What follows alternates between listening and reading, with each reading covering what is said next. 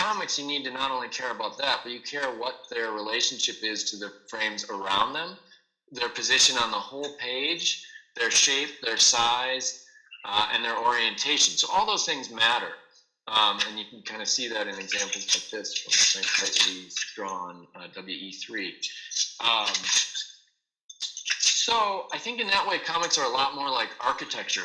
And I don't know what room you guys are in, but if you're in a room with ceiling tiles and things like that, but whatever, you can kind of imagine putting your ceiling or some architectural elements in your space or outside your window to music, where you'd say, all right, I hit this ceiling, this tile goes da, da, and then there's a long one that goes da, and then I hit like the grid on the lights, and so it's da, da, da, da, da. So it's got, different rhythms by the way that the space is carved up.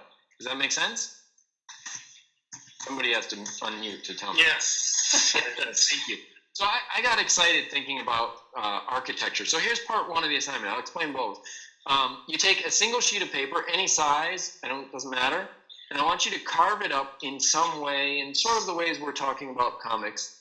I'll say grid-like fashion, but it doesn't have to be. That represents the shape of your day.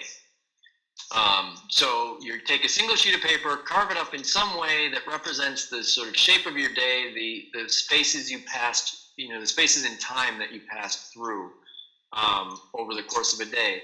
And the key part here is that you need to use the entire sheet of paper. And you can leave parts blank, but it's not like writing where you can get halfway down and say, well, I'm done, and leave the second half blank. If you're going to leave it blank, it has to count for as much as the rest of it. And so the second part, I was like, well, this is pretty cool. This is talking about how we compose a page.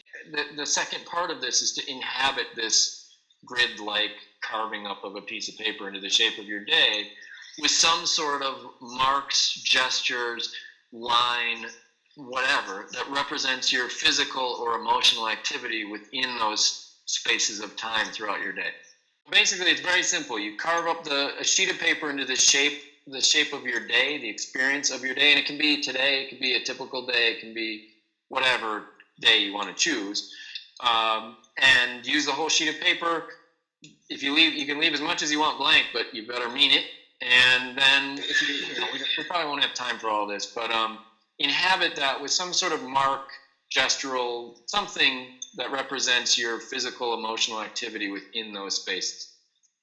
And I'm going to emphasize, don't draw things, even though I'm sure many of you can draw things and would like to draw things. You don't need to here.